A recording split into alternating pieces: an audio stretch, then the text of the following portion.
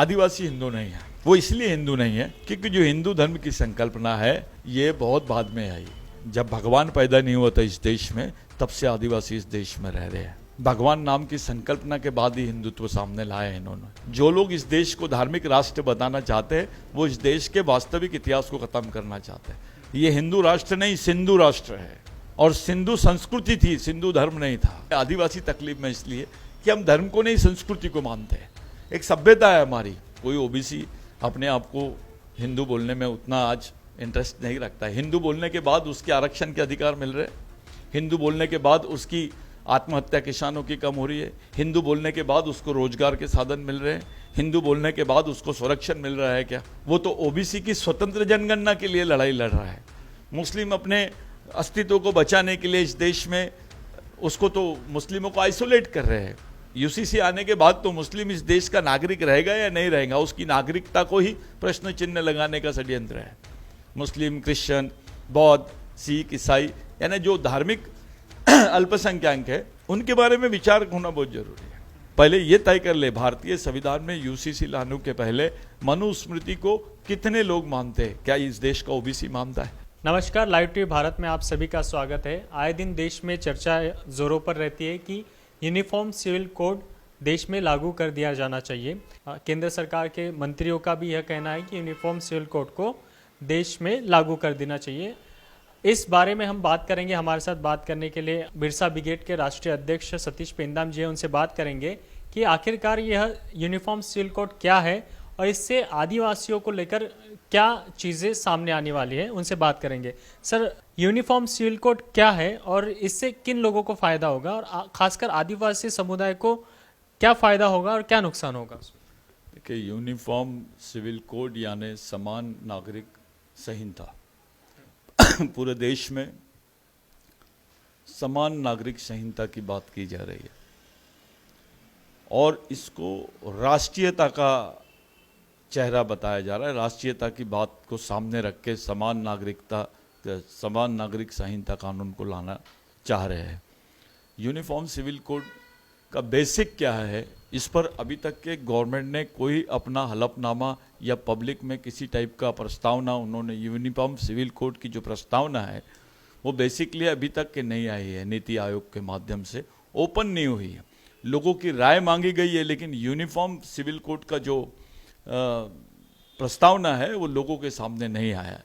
देखिए, आज की तारीख में यूनिफॉर्म सिविल कोड की जो संकल्पना कर रहे हैं वो लोग इसको राष्ट्रीयता से जोड़कर बात कर रहे हैं। यूनिफॉर्म सिविल कोड जो है ये भारत में लागू करना नामुमकिन है और ये जिद है कि इसे लागू करना है।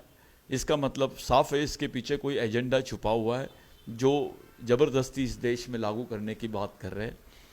कुछ लोग यूनिफॉर्म सिविल कोड पर मुस्लिम, सिख, ईसाई और जितने अलग अलग धर्मों के लोग हैं उन पर भी इस बात को लेकर ये टीका की जा रही है कि भाई यूनिफॉर्म सिविल कोड में सभी धर्मों के लोगों को एक जगह लाया जाएगा। ध्यान में रखिए, देश में धर्मनिरपेक्षता की जो वास्तविक परिभाषा है, उसकी जो बुनियादी डेफिनेशन है, उसी को बदलने की कोशिश की जा रही है।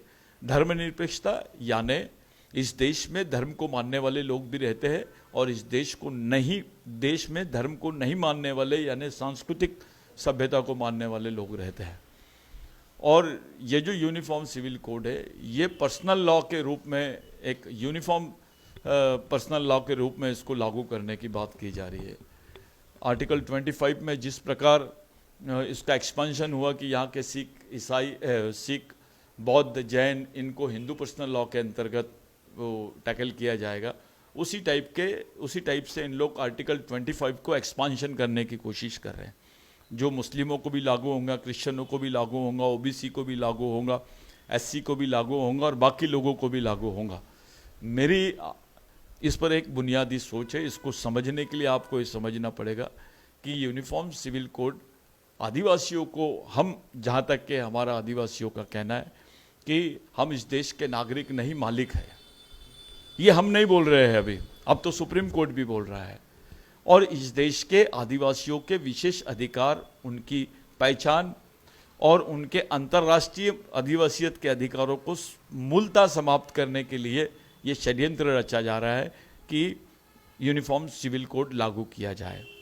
मुस्लिमों को सामने रखा जा रहा है और जो अटैक है वो आदिवासियों पर, आदिवासियों के वंशज, ओबीसी, एससी और धार्मिक अल्पसंख्यकों को टारगेट करके ये यूनिफॉर्म सिविल कोड की संकल्पना लाई जा रही है। यूनिफॉर्म सिविल कोड यानी एक धार्मिक राष्ट्र बनाने की पहली नीड है। इस देश को धार्मिक राष्ट्र बनाने की तरफ लेके जा रहे हैं, किसी एक धर्म का राष्ट्र बनाने की तरफ इस देश को ले जाने का ये षड्यंत्र मालूम होता है। आदिवासी, जहाँ तक के आदिवासियों की बात है, भारत सरकार अभी तक के भारत के आदिवासियों को संयुक्त राष्ट्र संघ में आदिवासियों की मान्यता नहीं दी। ये सबसे बड़ा दुख है। ये पहला देश है जहाँ एशिया के 30% आदिवासी रहते हैं और विश्व के करीब 22% आदिवासी भारत में रहते हैं, और यहीं के आदिवासियों को परिभाषित नहीं करना ये उन पर अन्याय है। ये मैं नहीं बोल रहा हूँ, इस देश का सर्वोच्च न्यायालय बोल रहा है। मैं कॉन्स्टिट्यूशनली बात कर रहा हूँ, इस बात को संवैधानिक दायरे में रख के हम लोग बात कर रहे हैं कि जब भारत के संविधान बनाने की प्रोसेस चल रही थी तो वहाँ पर संवैधानिक बहस यानी प्री कॉन्स्टिट्यूशन डिबेट में इस बात का उल्लेख आया है कि आदिवासी कौन है, कौन कौन आदिवासी है। तो इसलिए आदिवासियों को परिभाषित करने के लिए, उनको लीगल दायरे में लाने के लिए, उनको कानूनी प्रावधान में खड़ा करने के लिए उनको अनुसूचित जनजाति ये शब्द से अलंकृत किया गया।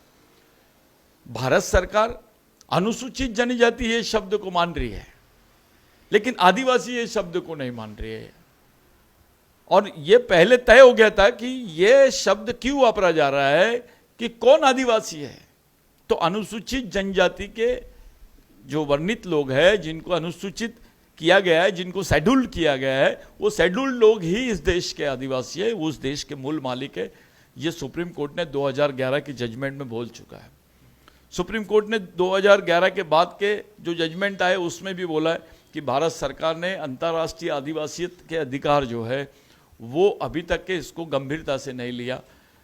भारत सरकार ने 1957 में वो उन्होंने 107 जो ये था, जो उसका जिसको आप शर्त बोलते हैं, वो इंटरनेशनल ILO 169 जो अभी मौजूदा है, उसको भारत सरकार ने 2007 से में जो आदिवासी अधिकारों का घोषणा पत्र है संयुक्त राष्ट्र संघ का, उसको भारत सरकार ने अभी तक के एक्सेप्ट नहीं किया। इसका मतलब साफ है कि भारत के जो लोग हैं इस देश के आदिवासियों को अंतर्राष्ट्रीय अधिकारों से महरूम रखना चाहते हैं। उनके अंतर्राष्ट्रीय अधिकार जो है, सुरक्षा के जो अधिकार है, उससे महरूम रखना चाहते हैं। इनकी बुनियादी नज़र हमारे जल, जमीन, जंगल पर है। भारत को UCC लागू करने के लिए भारत के लोगों को, ये जो प्रस्तावित लोग हैं, इनकी मजबूरी क्यों हो रही है कि यूनिफॉर्म सिविल कोड लागू किया जाए? ये आदिवासियों की संपत्ति पे इनकी नज़र है। वो चाहते हैं आदिवासियत ही खत्म हो जाए भारत से, ताकि उस संपत्ति की खुली लूट हो जाए। इस एंगल से इन लोग यूनिफॉर्म सिविल कोड की बात करते हैं। जैसे आपका कहना है कि अगर यूनिफॉर्म सिविल कोड लागू हो जाएगा तो वो धार्मिक राष्ट्र कहलाएगा, क्या आपका ये साफ कहना है कि धर्मनिरपेक्षता भारत से खत्म हो जाएगी?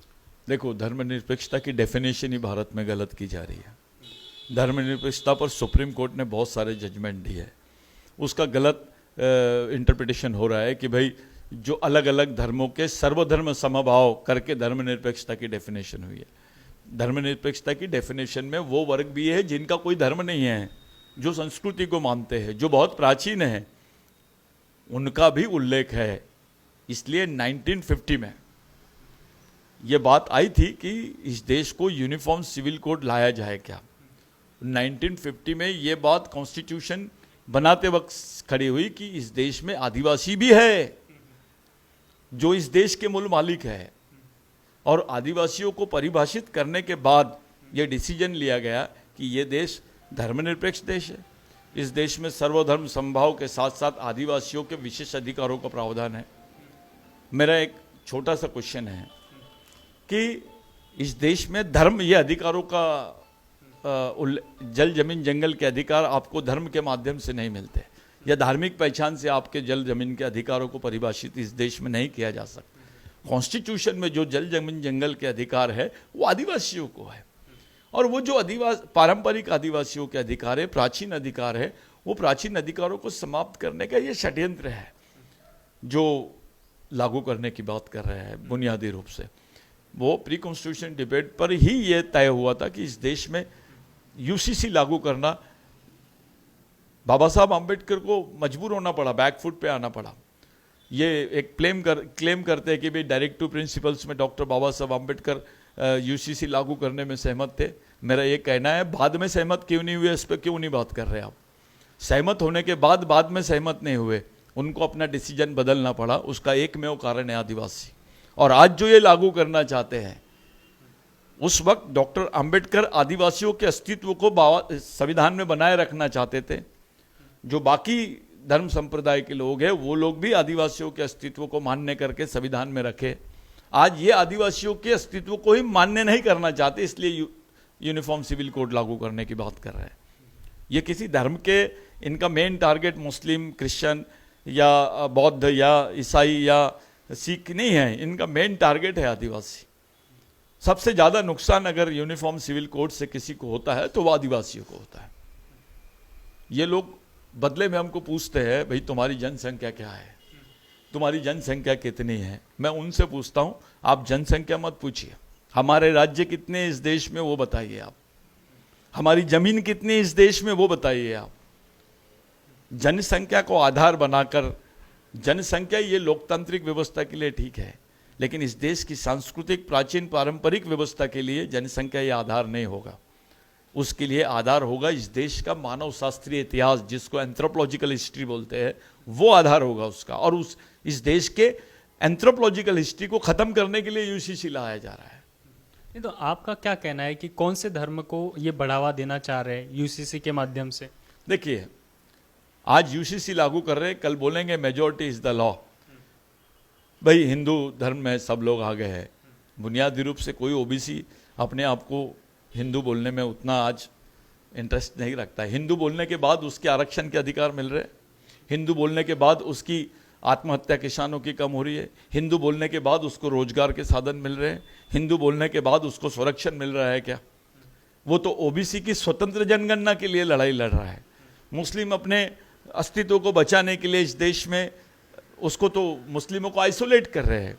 यूसीसी आने के बाद तो मुस्लिम इस देश का नागरिक रहेगा या नहीं रहेगा, उसकी नागरिकता को ही प्रश्न चिन्ह लगाने का षड्यंत्र है। मुस्लिम, क्रिश्चियन, बौद्ध, सिख, ईसाई, यानी जो धार्मिक अल्पसंख्यक है, उनके बारे में विचार होना बहुत जरूरी है। आए दिन सोशल मीडिया पे या बीजेपी के बड़े बड़े नेता धार्मिक जैसे मुस्लिम को इस कानून का विरोध है, ये ऐसा ट्रेंड चलाते हैं, सोशल मीडिया में भ्रम फैलाते हैं। क्या आपका ये मानना है कि मुस्लिम को यहाँ पर विरोध करता बताते हुए बाकी धर्मों का, जो बाकी समुदाय का एक हक छीन लिया जाए? नहीं, पहले तो हिंदू मुस्लिम करना है। हिंदू मुस्लिम करने के बाद मुस्लिम माइनॉरिटी में, हिंदू के आड़ में सब लोग आ गए। आपकी सोच किसी एक कम्युनिटी को टारगेट करके बाकी लोगों को केंद्रित करने की सोच है। इसको पॉलिटिकल सोच है, ये कोई इस देश की सामाजिक सोच हो नहीं सकती। इस देश की सांस्कृतिक सामाजिक सोच बुनियादी है। और आपको मैं बता दे रहा हूँ, भारत ये धार्मिक राष्ट्र नहीं है। जो लोग इस देश को धार्मिक राष्ट्र बताना चाहते हैं वो इस देश के वास्तविक इतिहास को खत्म करना चाहते हैं। ये हिंदू राष्ट्र नहीं, सिंधु राष्ट्र है। और सिंधु संस्कृति थी, सिंधु धर्म नहीं था। आज भी आदिवासियों के खून में, उनके घरों में, उनके झोपड़ों में, उनके जंगलों में, उनके पहाड़ों में, उनके पेड़ों में आज भी नजर आती है। वो उनकी पारंपरिक रीति रिवाजों में वो सिंधु संस्कृति के अवशेष आज भी नजर आते हैं। ये देश सिंधु भारत है। इसकी परंपरा यानी गौरवशाली इतिहास है इसका। विश्व की सबसे महत्वपूर्ण सभ्यता के रूप में सिंधु संस्कृति को माना जाता है। हिंदू संस्कृति को नहीं माना जाता है। हिंदू संस्कृति में तो सबसे पहले आप जानते हो हिंदू संस्कृति का इतिहास क्या है। जो मनुस्मृति के बाद से ही हिंदू धर्म की बात को खड़ा की है। मनुस्मृति किसको प्रेरित थी? गुरु नानक जी को प्रेरित थी। इसलिए उन्होंने रिबेल किया और सिख धर्म के संप्रदाय की स्थापना करी। महात्मा बुद्ध को ये मंजूर थी क्या? उन्होंने बौद्धिज्म की बात करी। महात्मा महावीर को मंजूर थी क्या? उन्होंने जैनिज्म की बात करी। उसके बाद और भी जो लोग हैं, जो भारत में जो संप्रदाय खड़ा हुआ है, मैं उनको धर्म नहीं, एक संप्रदाय माना जाएगा, एक विशेष वर्ग माना जाए। आज तुकाराम महाराज को हिंदू धर्म मान्य था क्या? अगर मान्य होता तो वारकरी संप्रदाय की स्थापना की होती। ज्ञानेश्वर जी को मान्य था क्या? उन्होंने बाकी सब चीज़ों को क्यों सामने लाया? टुकड़ू जी महाराज को मान्यता था क्या? बाकी भारत के जितने संत थे उनको मालूम था क्या? लिंगायत वालों को मालूम था क्या? बाकी लोगों ने इसको, हिंदू धर्म को एज इट इज अपनाया है क्यों नहीं? मैं मानता हूं ऐसा कि मनुस्मृति को किसी ने इस देश में अपनाया नहीं। मनुस्मृति के खिलाफ ही इस देश में आंदोलन हुआ है, और जिसको बुनियादी ग्रंथ मानते हैं ये हिंदू धर्म का मनुस्मृति, किसको मानना है? चलो पहले ये तय कर ले, भारतीय संविधान में यूसीसी लाने के पहले मनुस्मृति को कितने लोग मानते हैं? क्या इस देश का ओबीसी मानता है? आज की परिस्थिति में इस तरीके का वातावरण बना दिए कि राम जी को राम जी हिंदू और शिव जी सिंधु। राम जी हिंदू संस्कृति का प्रतीक है और भगवान शिव सिंधु संस्कृति का प्रतीक है। ऐसा डिस्क्रिमिनेशन, ऐसी भावनाएं खड़ी कर दी गई है लोगों के बीच में। आप सीधा सीधा केंद्र सरकार पे आरोप लगा रहे हैं कि जो विचारधारा शुरू से इस देश में अपना विचार प्रस्तावित कर चुकी है, उसके खिलाफ यूसीसी, मतलब उसके खिलाफ यूसीसी कानून लाया जा रहा है, ऐसा कुछ नहीं है। धर्मनिरपेक्षता इस देश की आत्मा है। यह देश धर्मनिरपेक्षता पे खड़ा है। आप धर्मनिरपेक्षता को खत्म करके ये नहीं ला सकते। या तो अमेंडमेंट करना होगा आपको, जब यूनिफॉर्म सिविल कोड आएगा तो देश में धर्मनिरपेक्ष शब्द को कॉन्स्टिट्यूशन से हटाने की बात की जानी चाहिए, क्योंकि वो धर्मनिरपेक्ष देश ही नहीं रहेगा। वहाँ यूनिफॉर्म सिविल कोड रहेगा और धर्मनिरपेक्षता रहेगी, एक अलग कल्पना है। आप सभी को एक ही दायरे में जब तोड़ लिए तो वहाँ पे बाकी धर्मों का क्या उल्लेख है? हम तकलीफ में इसलिए है, आदिवासी तकलीफ में इसलिए कि हम धर्म को नहीं, संस्कृति को मानते हैं। एक सभ्यता है हमारी, एक विशेष सभ्यता है, एक विशेष टाइप का, आप पारंपरिक प्राचीन प्राकृतिक धर्म बोलते हैं जिसको, उसको प्राकृतिक धर्म बोल के आप सिर्फ उसकी परिभाषा करने से आप अपने आप को हटा रहे हैं। विश्व के जितने सोशल साइंटिस्ट हैं वो इस बात की परिभाषा करते हैं कि धर्म अलग है, संस्कृति अलग है। इस देश का मुसलमान मुस्लिम धर्म लेने के पहले कौन था? इस देश का क्रिश्चियन बनने के पहले कौन था? इस देश का बौद्ध बनने के पहले कौन था? इस देश का जैन बनने के पहले कौन था? इस देश का सिख बनने के पहले कौन था? ये सब चीज़ें जब सामने आती है, अभी ये जो ज़बरदस्ती इस टाइप का एक माहौल अपने देश में खड़ा होगा, यूसीसी के बहाने बहुत सारी चीज़ें सामने आएंगी। और ख़ास करके पूरे आदिवासी में जो पढ़े लिखे बच्चे हैं आज, जिनको थोड़ा बहुत समझता है, संविधान समझने लगा है, जिनको, हमारी पूरी पीढ़ी जो है उनको संविधान नहीं समझा।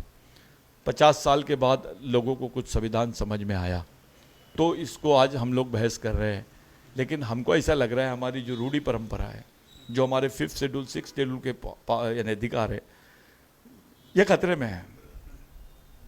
जो हमारे पारंपरिक प्राचीन पहचान के आधार पे जो वास्तविक अधिकार है इस देश में, सामाजिक अधिकार है, सांस्कृतिक अधिकार है, वो खतरे में है। हम चाहते हैं कि हमारी पहचान बनी रहे, ये चाहते हैं कि हमारी पहचान खत्म हो जाए। हम इस देश में पहचान के साथ रहना चाहते हैं। सब जानते हैं इस देश में कि इस देश का मालिक कौन है, आदिवासी है। कोई आर्यों को किसी ने नहीं बोला कि वो इस देश के मालिक है। सब जानते हैं आर्य बाहर से आए। सब जानते हैं कि यहाँ संस्कृत भाषा है, उसके पहले जो यहाँ की पारंपरिक भाषाएं थी, जो आप बोलियाँ बोल सकते हो उसको, वो पारंपरिक बोलियाँ, प्राचीन बोलियाँ थी, वो संस्कृत के पहले से है। और आज आपने बोल दिया कि संस्कृत इस देश की पहली भाषा है।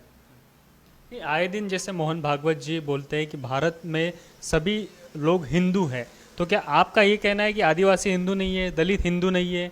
फिर हिंदू नहीं है तो फिर ये है कौन? देखिए, आदिवासी हिंदू नहीं है। वो इसलिए हिंदू नहीं है क्योंकि जो हिंदू धर्म की संकल्पना है ये बहुत बाद में आई। या आपका मतलब आप बीजेपी और आरएसएस का विरोध कर रहे हैं कि भारत में आदिवासी हिंदू नहीं है? मेरा ये कहना है जब भगवान पैदा नहीं हुआ था इस देश में, तब से आदिवासी इस देश में रह रहे हैं। भगवान नाम की संकल्पना के बाद ही हिंदुत्व सामने लाया है इन्होंने। जो हिंदुत्व सामने लाया गया, जो एक धार्मिक संकल्पना को सामने लाई गई है, वो बहुत अलग है। अभी कुछ लोग बोलते हैं कि भाई हिंदू धर्म नहीं, इस देश की संस्कृति है, तो फिर पर्सनल लॉ की क्या जरूरत है? फिर हिंदू पर्सनल लॉ की क्या जरूरत है? आप इस तरफ भी बोलना चाहोगे, इस तरफ भी बोलना चाहोगे, नहीं। देश की वास्तविक सामाजिक सांस्कृतिक प्राचीन परिस्थितियों से आप मुंह चुरा नहीं सकते। इनको खत्म करके आप किसी नए राष्ट्र की संकल्पना करना नहीं। राष्ट्रीयत्व का मतलब है आदिवासियत। इस देश की आदिवासियत है करके राष्ट्रीयत्व है। आदिवासी है करके क्रिश्चियन है, मुस्लिम है, हिंदू है, सिख है, ईसाई है।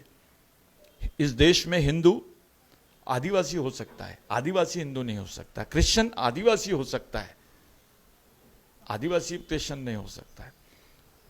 मुस्लिम आदिवासी हो सकता है, आदिवासी मुस्लिम नहीं हो सकता है। क्योंकि ये जो भी आए हैं ये इनके वंशजों के वंशज है, आदिवासियों के वंशज है। जो आदिवासियों के वंशज नहीं है वो बात अलग है, लेकिन यहाँ के बहुसंख्यक बहुजन समाज जो है वो आदिवासियों का वंशज है। कहीं से भी जोड़िए आप इसकी कोई भी थ्योरी ले लीजिए। सुप्रीम कोर्ट ने 2011 में बहुत अच्छा इंटरप्रिटेशन किया कि कौन है इस देश के मालिक, और सुप्रीम कोर्ट के विशेष अधिकार जो है आर्टिकल 32 का जो क्लॉज 2 है, उसमें सुप्रीम कोर्ट द्वारा दिया गया निर्णय एक कानून के रूप में होगा। राष्ट्रपति उसको मान्यता प्रदान करके उसको कानूनी मान्यता देंगे। सुप्रीम कोर्ट ने निर्णय दे दिया है कि भाई आदिवासी भारत के मूल मालिक है। क्या इस देश की राष्ट्रपति आदिवासी है? वो उस जजमेंट को मान्यता देगी, उसको मान्यता दे के कानून के रूप में इस देश में लाएंगे कि इनको यह सम्मान मिलना चाहिए।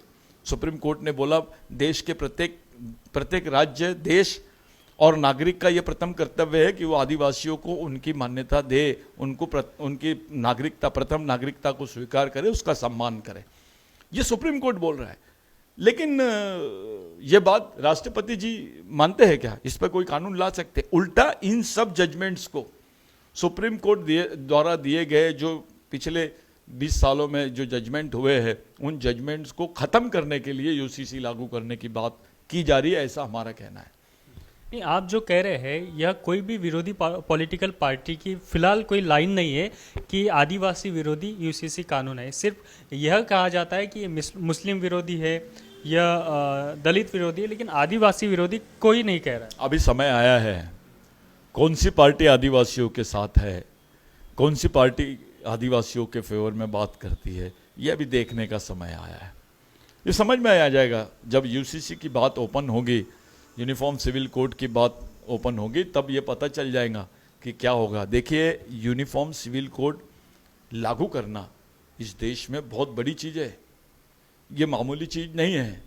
आप देखो, इस देश में जो संविधान है भारत का, वो लिखित संविधान है। वो विश्व के जितने संविधान है उनमें सबसे बड़ा संविधान है। 395 आर्टिकल है इसमें, इस देश के संविधान में 395, यानी 395 आर्टिकल्स है इसमें, और इसके 22 डिविजन्स है। 22 डिविजन्स, यानी आप ऐसा कह सकते हो कि ये भागों में बटा है, 22 डिवीजन। और इसमें 12 अनुसूची यानी 12 अनुसूचियां हैं। पहली अनुसूची, दूसरी अनुसूची, तीसरी अनुसूची, पांचवी अनुसूची, छठवीं अनुसूची, ऐसे 12 अनुसूचियां हैं। साथियों, इसका एक बड़ा प्रॉब्लम यह है, इतना सब कुछ रहने के बाद 118 बार इस देश के संविधान में अमेंडमेंट हुआ है, संशोधन जिसको बोलेंगे आप, 118 बार। ऐसे संविधान को आप ऐसे संविधान में और ऐसी परिस्थितियों में आप लागू करना चाह रहे हो। इसका जो डिवीजन 5 है वो क्या बोलता है कि इस देश में विधायिका, प्रशासन जिसको कार्यपालिका बोलेंगे, और न्यायपालिका, जो ये 3 चीज़ों को आधार माना है देश का, इस संविधान का मुख्य आधार माना है। और इन आधारों के अंतर्गत इन्होंने डिवीज़न करे हैं कि भाई जो भाग 5 है, जिसको डिवीज़न 5 बोलते हैं, उसका जो पहला प्रबंध है वो कार्यपालिका के लिए है, उसको आप एडमिनिस्ट्रेशन बोल सकते हैं। जो दूसरा प्रबंध है उसका जो बेसिक दूसरा प्रबंध है वो विधायक, जिसको असेंबली या पार्लियामेंट बोलते हैं आप, उसके लिए है। उसका जो 3rd 4th क्लॉज है उसमें न्यायपालिका के लिए, यानी जुडिशरी के लिए बोला गया। ये जितने बातें हैं, इन बातों को देखते हुए और जो आर्टिकल 124 है, जो सर्वोच्च न्यायालय की स्थापना और उसके अस्तित्व को डिफाइन करता है, वही आर्टिकल वहीं सर्वोच्च न्यायालय के जो विशेष अधिकार है, जिसको आर्टिकल 129 में लिया गया है, वो बहुत इंपॉर्टेंट है। और हम इस देश में बहुत बुरी तरह फंसे हैं। भगवान राम यहाँ पैदा हुए, सबने मान लिया, आज भगवान राम जी का मंदिर बन रहा है। वही सुप्रीम कोर्ट बोलता है कि आदिवासी देश के मालिक है। क्यों नहीं मान रहे, बस मुझे ये सोचना है। और आप बोल दिए कि भाई सभी आदिवासी है, सभी मालिक है। इस देश के इतिहास को आप मरोड़ दिए आपकी एक सुविधाजनक स्थिति के लिए। आप अपने आप को छुपाने के लिए आदिवासियों को खत्म करने का, हम लोग ऐसा बोलते हैं तो कुछ लोगों को गलत फहमियां हो जाती कि हिंदू भारत का मतलब आदिवासी मुक्त भारत। अब यूसीसी हमारे लिए वही काम कर रहा है। यूनिफॉर्म सिविल कोड का मतलब रहेगा भारत में आदिवासी नहीं है। किसी भी देश में अगर आदिवासी है, अमेरिका में रेड इंडियंस है, ऑस्ट्रेलिया में है, अफ्रीका में है, उनका विशेष अधिकार है, उनके लिए अलग डेफिनेशन है। उनको किसी यूनिफॉर्म सिविल कोड में लाया नहीं गया है। बताइए किसी देश में है क्या ऐसा? और भारत में इतनी बड़ी जनसंख्या होने के बावजूद, इतने सारे राज्य होने के बावजूद, आप उनको इस एंगल से खड़ा कर रहे हैं। यूसीसी लागू करने का अगर आप कंसेप्ट रखते हैं तो आदिवासियों की पहचान, उनके अधिकार और उनकी प्राचीनता को बिगर हाथ लगाए, उनको डिफाइन करने के बाद कि वो इस देश के मालिक है, सुप्रीम कोर्ट के जजमेंट को मानने के बाद यूसीसी लागू करने की बात अगर होती है तो हम इस पे सोचेंगे। लेकिन आज हमारा दर्द ये है कि यूसीसी में हम पूरी तरह खत्म हो जाएंगे। आदिवासी हिंदू राष्ट्र के विरोध में है, ये आप स्पष्ट कह रहे हैं, या आदिवासी यूसीसी के विरोध में है? क्योंकि यूसीसी लागू होगा यानी हिंदू राष्ट्र लागू होगा, ऐसा आपका कहना है? देखिए, उसके दूसरे मीनिंग्स है। इस देश में बहुत सेंसिटिव देश है ये एक गुलदस्ता है, इसमें अलग अलग टाइप के फूल है। उसका महत्व इसलिए है उस गुलदस्ते का क्योंकि अलग अलग टाइप के फूल है। उसको देखते हुए, उसको नज़र में रखते हुए आपको बात करनी है। हम ये बोल रहे हैं आदिवासी हिंदू राष्ट्र का विरोधक है, ये शब्द बोला जा रहा है। आदिवासी हिंदू राष्ट्र का विरोधक नहीं है, वो आदिवासी राष्ट्र का समर्थक है।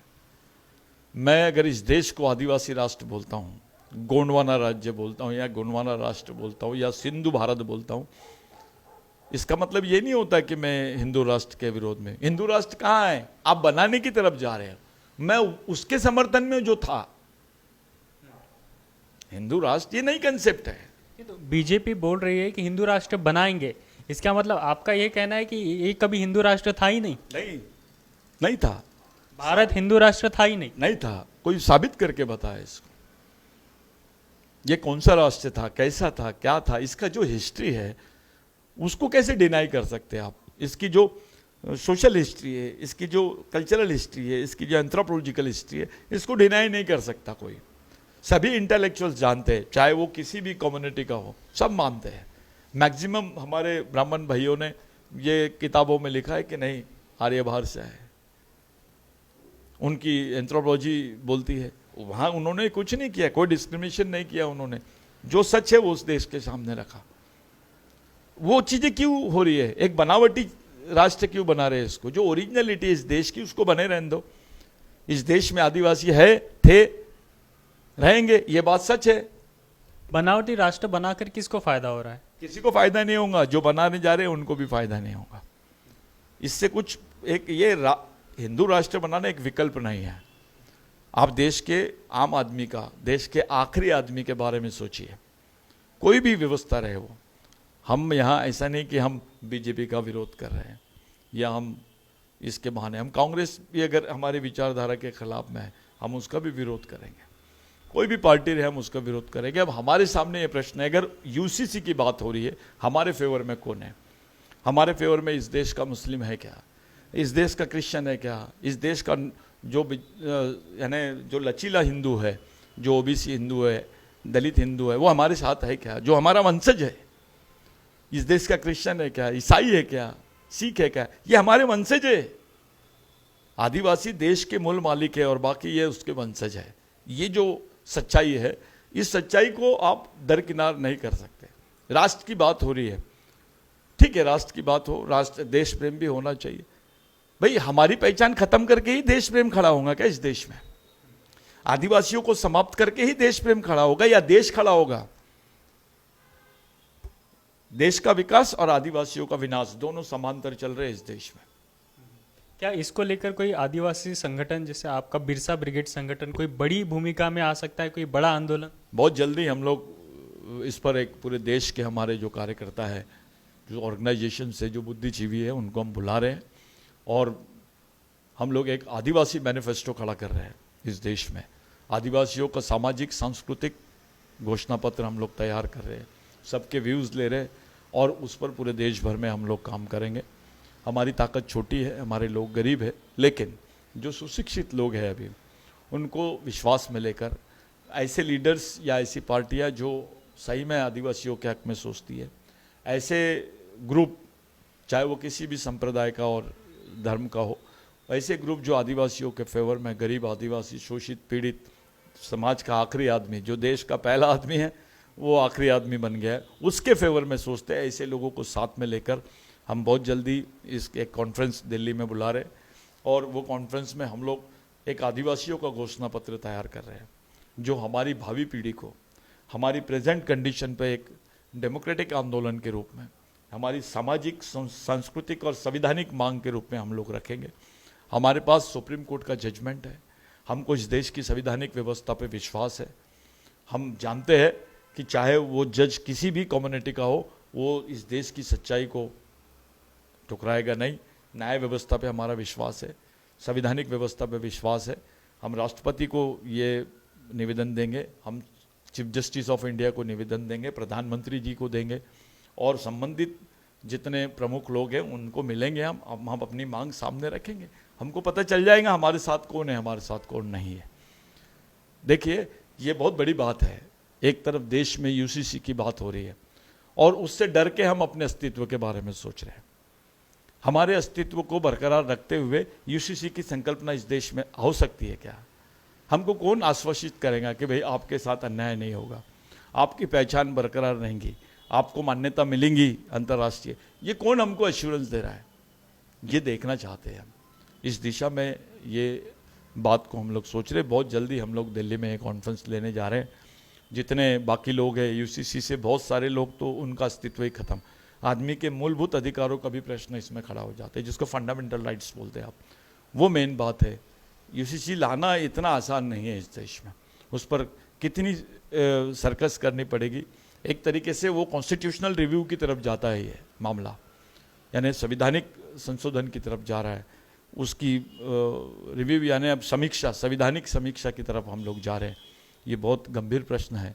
ऐसे में ऐसा तो होता है कि हमारे बारे में कानून पास हो जाते हैं, हमको पता भी नहीं चलता। ऐसे बहुत सारे कानून हमको विश्वास में लिए बगैर समाज को मालूम नहीं और पार्लियामेंट में डिस्कस हुए। हमारे नेताओं ने भी हमारे साथ गद्दारी की है, चाहे वो किसी भी पार्टी का हो।